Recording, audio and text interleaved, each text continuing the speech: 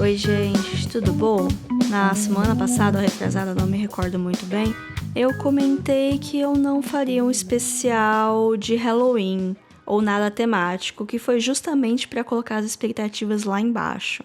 Agora eu tô aqui, no dia 28 de outubro, ou no futuro, dependendo de quando você estiver ouvindo esse programa, pra falar que sim, esse é um especial de Halloween. É uma bagunça organizada de pensamentos, porque por incrível que pareça, esse episódio tem um roteiro feito de antemão. Bom, Halloween, Dia de los Mortos, Finados no Brasil, são todas datas que são bem próximas no calendário e com origens ligeiramente similares, mas com comemorações completamente distintas, que acaba mostrando como que diferentes culturas se relacionam com a morte, o pós-vida e tudo o que esse assunto abrange. O Halloween, como a gente conhece, é uma data bem característica e importada dos Estados Unidos. É o carnaval deles, é uma data para se fantasiar e ir em festas. Eu não vou ficar entrando aqui na história nem nos significados mais profundos, né? Aqui no Brasil criaram o Dia do Saci para tentar trazer a data para um lado cultural mais nosso. A minha opinião a respeito disso é que nosso folclore deve sim ser celebrado, porque ele possui histórias ótimas, mas do jeito que foi feito foi meio, sei lá, jogado. O pessoal já tem uma síndrome de vira-lata enorme e você me bota o Dia do Saci junto com o Halloween, como se só desse pra escolher um lado nessa briga. E é claro que o pessoal escolhe o Halloween, justamente por ser uma coisa que tá tão enraizado na nossa mente. Eu culpo as escolas de inglês por isso e também de como o entretenimento norte-americano está tão presente que a gente acaba achando mais confortável a cultura deles do que a nossa própria. O Saci, ele deveria ter um dia só dele, pra não ficar brigando por atenção com outros eventos, tipo fazer aniversário do Natal, né? Dito isso, eu gosto bastante do Halloween, mas eu gosto de qualquer desculpa pra me vestir como a gótica suave que eu sou. Ou usar uma fantasia. Eu amo festa fantasia, mesmo que eu tenha ido em pouquíssimas na minha vida. Me chamem pra festas da fantasia, inclusive. Eu vou adorar, assim que, né, se puder me passar, claro. Bom, nessa época também as pessoas elas gostam de assistir, gostam de falar sobre filmes de terror, para aproveitar a estética, né? Eu particularmente não sou grande fã do gênero, então eu sofri para encontrar conteúdo aqui para essa época. Mas eu fiz uma lista lá no nosso Instagram, @filme.da.semana, com 7 filmes do gênero que eu não odiei. Tá saindo um por dia nos stories e no domingo vai ter um compilado no feed. E eu forcei um pouco pra colocar alguns filmes lá, mas enfim, detalhes, né? Minha grande questão com o gênero é que eu sofro muito por antecipação. A possibilidade de passar medo me afasta da mera possibilidade de passar medo. Não sei se dá pra entender. Só que aí eu vou assistir e dificilmente eu passo tanto medo assim, até porque o medo depende do quanto você teme o desconhecido. E eu sou uma pessoa bastante cética. Se o filme depende só de você ter um medo prévio pra gerar o susto, já acaba me perdendo, assim. A não ser que tenha um monstro muito feio. Mas eu acho que é necessário construir toda uma atmosfera pra ter clima pra dar susto. E eu costumo ficar mexida quando tem algum elemento mais real no meio, tipo racismo em Corra, sabe? É uma coisa mais palpável, mais próxima da nossa realidade, e aí fica assustador mesmo. Afinal, né, tenho medo dos que estão vivos. Tem um filme que muita gente acha que é uma comédia, mas eu vejo como um filme de terror, é Ligeiramente Grávidos. Sim, aquele com a Katherine Heigl e o Seth Rogen. No filme, eles estão na noite, curtindo a noite, eles acabam tendo um caso de uma noite e ela fica grávida dele. E eu acho que uma gravidez não planejada é a coisa mais assustadora pra mim. Mais que assombração, mais que espírito. Porque vai ficar com você pra sempre. Inclusive, não recomendo o filme, viu? Achei chato, não achei engraçado, não dei risada, não tem um mocinho bonito e... esse é todo o apelo de uma comédia romântica pra mim. Existe uma separação acadêmica entre o terror e o horror, que eles acabam sendo sinônimos muitas vezes, né? O terror é algo que causa medo. Um fantasma, um espírito, um monstro, isso é terror. Horror, ele causa repulsa, é a violência, é o gore, são as ações humanas repulsivas, como tortura ou estupro. E é disso que eu não gosto. Eu não gosto do horror. Eu não gosto de usar da violência pra chocar ou pra assustar, ou como recurso narrativo pra mostrar como aquele personagem é ruim. E isso não é limitado apenas a terror. Eu gosto do suspense mesmo, né? Que é quando a gente fica inquieto esperando a resolução da história, mas nem sempre porque a gente tá com medo dela. Às vezes a gente teme pelos protagonistas, mas não quer dizer que a gente na nossa sala fica com medo. Tem um elemento muito usado nesses tipos de filme, né? O terror, o horror e às vezes o suspense, que é chamado jump scare, que é aquele susto que vem do nada. Você abre a porta e dá de cara com um bichão, você vira e tem alguém atrás, você sabe do que eu tô falando, né? Ele é um recurso para assustar e muitas pessoas podem achá-lo uma solução preguiçosa, mas ela pode ser eficiente se ela for bem feita, assim como os clichês e os tropes, etc. Eles são ferramentas que estão aí para o bem ou para o mal. O terror, ele tem um monte de subgêneros, o mais popular talvez seja o slasher, que é basicamente um grupo de jovens que são atacados e precisam se proteger de um serial killer com um visual marcante e às vezes alguns problemas não resolvidos no passado. Sexta-feira 13, A Hora do Pesadelo, Halloween são os exemplos clássicos do gênero e franquias que se desenvolveram com isso. Eu não vi nenhum deles. Tem também o subgênero do gore, que também é chamado de splatter, que pra mim é a definição bem simples do horror, porque ela usa da extrema violência ultra realista pra chocar e pra assustar, que é exatamente o que eu não gosto. Exemplos são Centopeia Humana, Holocausto Canibal e todos esses filmes que um adolescente aparece com o DVD do nada no rolê falando que o filme foi banido em 50 países, logo é uma boa colocar pra assistir nesse rolê, que talvez tenha um pai dormindo na casa. Qual é a obsessão de adolescentes por filmes de terror, afinal? Eu lembro que quando eu era adolescente, muitos anos atrás, todo rolê tinha alguém agitando pra assistir um filme de terror.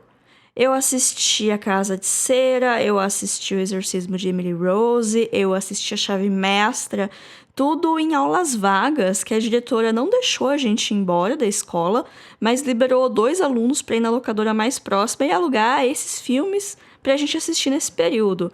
A gente era todo adolescente de 12, 13 anos, alugando filme com censura de 16 anos pra mais, e não tinha nenhum adulto por perto, a gente tava dentro da escola. Ai, a escola pública brasileira, hein? Aliás, eu acho que eu assisti A Casa de Cera mais de uma vez, em locais diferentes e contra a minha vontade, de todas as vezes. O filme ele era super hit na época, né? E hoje em dia eu ouvi falar que ele tá até com status de cult.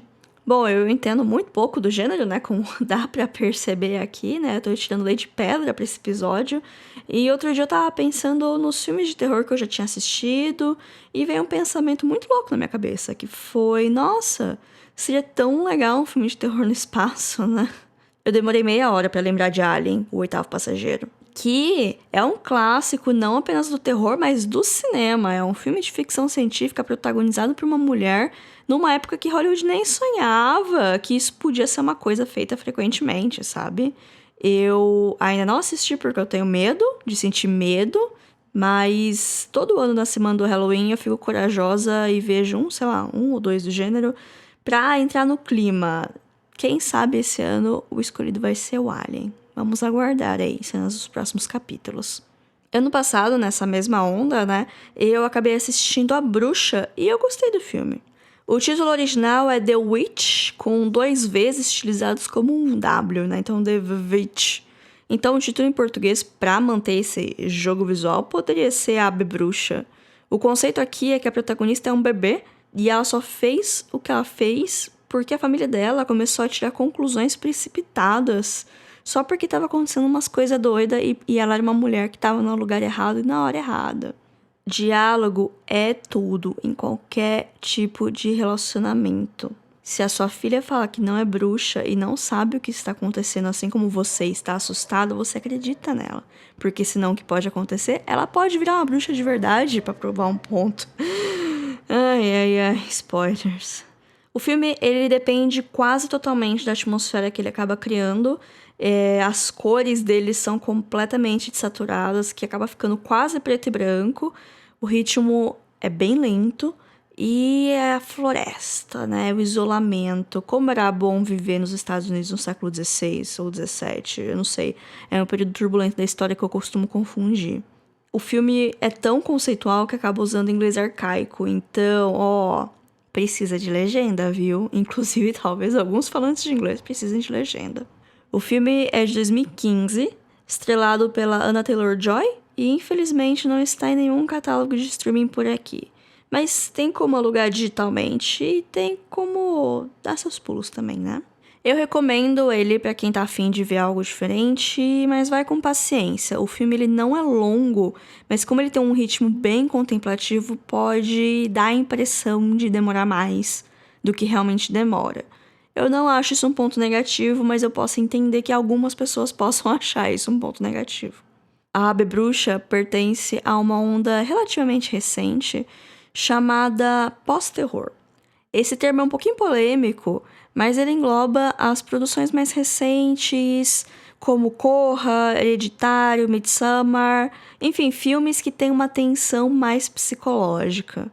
Esses filmes costumam ser melhores recebidos pela crítica e são onde está a maior chance de ganhar algum prêmio, né? Já que o gênero ele costuma, como um todo, ser ignorado nas premiações. Aliás, qualquer gênero que não seja drama por si só, normalmente é ignorado. Tanto que existe um termo chamado, aspas, filme de gênero, que serve para englobar qualquer filme que não seja um drama. Qualquer filme que tenha um gênero marcante que não seja drama ou comédia. Mas isso é papo para um outro dia. A polêmica que eu citei é que o terror psicológico não é nada novo, ele sempre existiu. Ele tá mais em alta em alguns momentos, mais embaixo em outros, mas tá sempre por aí, né? Tem os filmes do Hitchcock nos anos 60, tem as coisas do Shyamalan, começo dos anos 2000. Enfim, tem vários nomes marcantes do terror psicológico ao longo dos anos, né? Fazer isso agora não é nada novo. Tem algumas roupagens diferentes, alguns temas mais atuais, mas ninguém tá inventando a roda, né? O terror, ele sempre foi um campo de experimentação para os cineastas, né? Com essa mescla de gêneros, não ser puramente terror, misturar com horror e misturar com suspense, e fazer umas comédias, umas coisas mais escrachadas, umas sátiras. Isso sempre aconteceu, isso vai continuar acontecendo, e é bom. Eu gosto muito desses filmes que tem gêneros que parecem que não vão combinar, e no final eles combinam. Um tipo de filme de terror que eu não sou muito fã são os filmes de espírito.